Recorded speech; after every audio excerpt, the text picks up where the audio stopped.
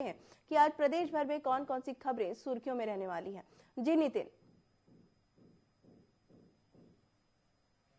देखिए, लोकसभा चुनाव जुड़ चुके हैं, लेकिन इसी बीच जो है पूर्व मुख्यमंत्री भूपेश बघेल की मुश्किलें जो है बढ़ती हुई नजर आ रही हैं, क्योंकि जो ईडी ने जो नई चार्जशीट फाइल की है उसमें पूर्व सीएम भूपेश बघेल का नाम जोड़ा गया है। इसमें भूपेश बघेल की जो मुश्किलें हैं वो अब लगातार बढ़ सकती हैं। आपको बता दें, जो असीम दास आरोपी जिसको कुछ दिन पहले ईडी ने गिरफ्तार किया था, उसने अपना बयान अब बदल दिया है। उसने पूर्व सीएम भूपेश बघेल को पैसे पहुंचाने का जो आरोप है उन पर लगाया था। तो जो न्यायालय में पेशी हुई तो उस दौरान जो न्यायालय में बयान रिकॉर्ड हुआ था असीम दास का, उसने उस समय अपने बयान को दूसरा बयान बताया था उसने।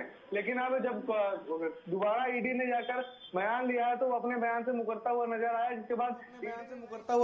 जिसके बाद ईडी ने नई चार्जशीट जो फाइल करी है उसके अनुसार उसमें सीएम भूपेश बघेल को आरोपी बनाया गया है। पूर्व सीएम भूपेश बघेल अब इसमें शामिल हो चुके हैं। उनकी मुश्किलें जो है लगातार बढ़ती जाएंगी। इसी के साथ आपको और एक बड़ी खबर जो इससे जुड़ी हुई खबर बता दूं तो जो शुभम सोनी आरोपी जिसका एक वीडियो जमकर वायरल हुआ था उन दिनों, तो उसमें भी अब सीएम भूपेश बघेल के एक करीबी का जिक्र वो शुभम सोनी के जो मेल अकाउंट्स हैं उसमें देखने को मिल रहा है। तो कई करीबी भी इसमें उनके शामिल होते हुए दिखाई दे रहे हैं। तो ईडी के कारण जो है पूर्व सीएम भूपेश बघेल की मुश्किलें जो है अब बढ़ने वाली हैं। बता दें आपको कि महादेव ऐप मामले में जो दो मुख्य आरोपी हैं सौरभ चंद्राकर और रवि उप्पल को बीते दिनों जो है ईडी ने गिरफ्तार तो कर लिया है, लेकिन सौरभ चंद्राकर अभी भी ईडी की पकड़ से दूर है। इनके बाद ही अब इस मामले का पूरा खुलासा हो चुका है, क्योंकि महादेव ऐप मामला ऐसा मामला रहा है जिसने चुनाव में भी खूब सुर्खियां बटोरी हैं।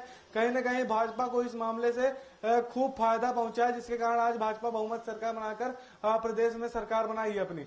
तो महादेव ऐप मामला लगातार अब चर्चा में। इसी के साथ ईडी की दूसरी खबर आपको बता दूं तो ईडी के कारण अब जो कोयला घोटाला मामला भी चर्चे में रहा है। लगातार इस पर जो है ईडी ने कार्रवाई की। इसमें पिछले दिनों जब 6 दिसंबर को सुनवाई हुई तो कई जो राजनेता हैं जिनका नाम ईडी की चार्जशीट में था वो पेश नहीं हुए अदालत में, जिसमें जो दो आरोपी रानू साहू, जो पूर्व आईएएस रानू साहू और सौम्या चौरसिया, वो दोनों लोग जेल में बंद थे, लेकिन फिर भी कोर्ट में पेश नहीं हुए। जिसके बाद जेलर को बोला गया, जिसके बाद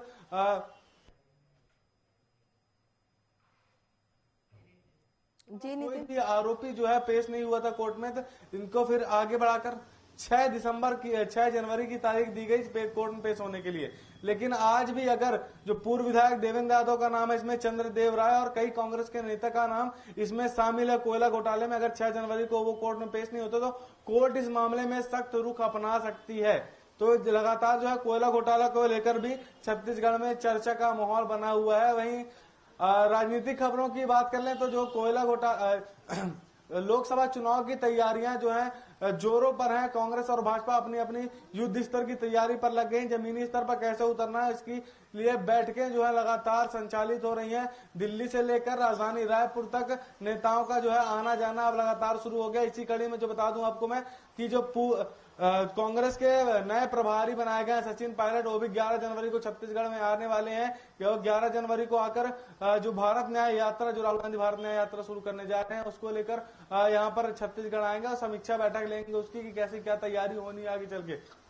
इसी के साथ प्रभारी जो बीजेपी के प्रभारी हैं ओम माथुर, वो भी छत्तीसगढ़ की राजधानी रायपुर में इन दिनों वो भी लोकसभा चुनाव को लेकर यहाँ पर पहुंचे हुए हैं। आपको बता दें कल 6 घंटे की बीजेपी की बैठक चली, जिसमें क्लस्टर वार जो है संभागों का वितरण किया गया है, जिसमें किस प्रकार से फोकस करना है लोकसभा चुनाव में ये देखा जा रहा है। आपको बता दें कि 3 क्लस्टर में बांटा गया है लोकसभा चुनाव को बीजेपी की ओर से, जिसमें बिलासपुर संभाग, रायपुर और बस्तर 3 भागों में बांटा गया है, जिसमें तीनों जो क्लस्टर वार संभाग हैं इन पर एक प्रभारी की नियुक्ति की जाएगी, जहां पर ये प्रभारी जाएंगे और लोकसभा की चुनाव की तैयारियों में लगे रहेंगे। क्योंकि अब लोकसभा में जो विधानसभा चुनाव हुआ बीते दिनों, उसमें बीजेपी ने कई सांसदों को मौका दिया था। तो अब जब लोकसभा का चुनाव होने जा रहा है तो अब फिर से एक बार नए चेहरों को मौका मिल सकता है। तो लगातार अब लोकसभा चुनाव को लेकर भी सरगर्मी अब बढ़ती दिखाई दे रही है। बंगले को लेकर भी छत्तीसगढ़ में सियासत जारी है लगातार। जी नितिन, तमाम जानकारी के लिए आपका बहुत बहुत